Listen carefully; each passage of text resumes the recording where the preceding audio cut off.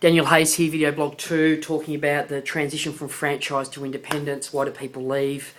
Any franchise business, not just the one I left, in my opinion, this is only my opinion, I'm sharing my experience. They have two doors. They have this entry of all these people coming in, and then they have this other door where people leaving the group, and it just does this big circle all the time. And I was one of these people that came in, and I've gone out and I've gone independent. Why did I do that? And I could really analyse that a lot. But I'll just make it really, really simple. I didn't fit in anymore. I was looking for relationships with a bit of depth and substance at a much higher level than me, and I couldn't get it.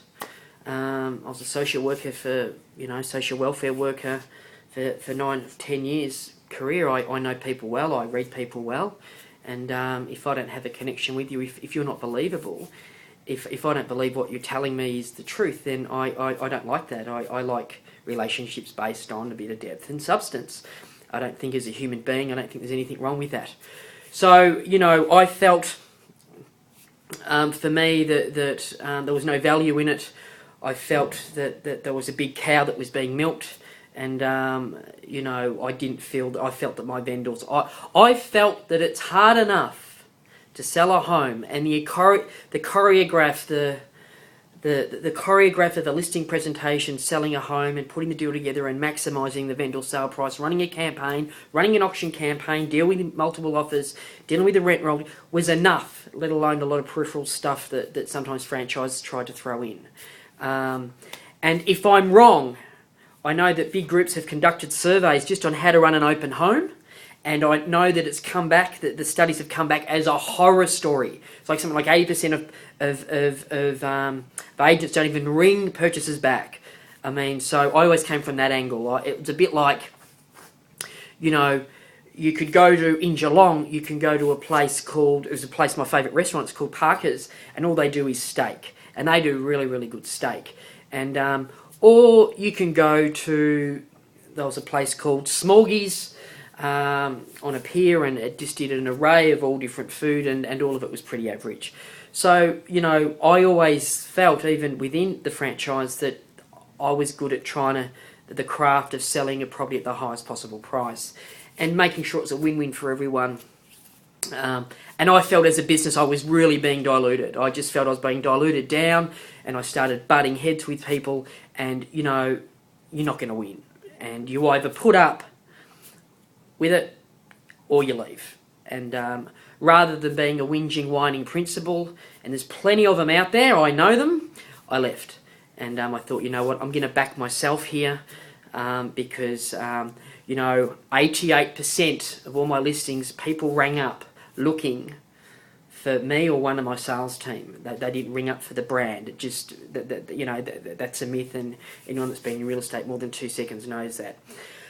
So, I'd hit the ceiling. I was sick of being seen as high maintenance. I was sick of having conflicts with officers around me. I was sick of working alongside people that didn't have my vision or my belief systems in regards to real estate. And, I have to be surrounded by like-minded people.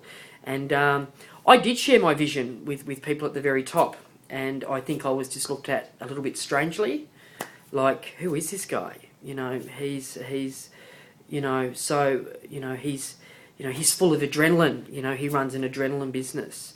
So people can put many little words on, little throwaway lines on what people are, and tar them with a brush very quickly. I don't. I do look for relationships with people with a bit of depth and substance. And for me, it was never about paying the money. Never about that. It was just that I never had a connection to anyone that wasn't a bullshit. I just wanted a straight down the line connection with someone at a much higher level than me, and I couldn't get it.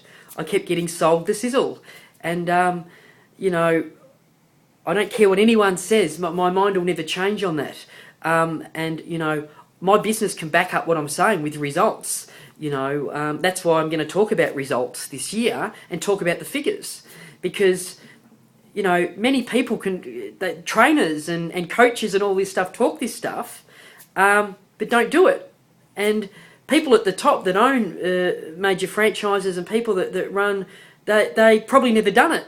And, you know, so I'm a guy that's come from nothing, that's come from paying bills, you know, by colour. And if you know what I'm talking about, you know, you pay by red, to coming into real estate with nothing, never even been on a holiday to Queensland with my family before, to in the last 8 years rocketing to the top of real estate.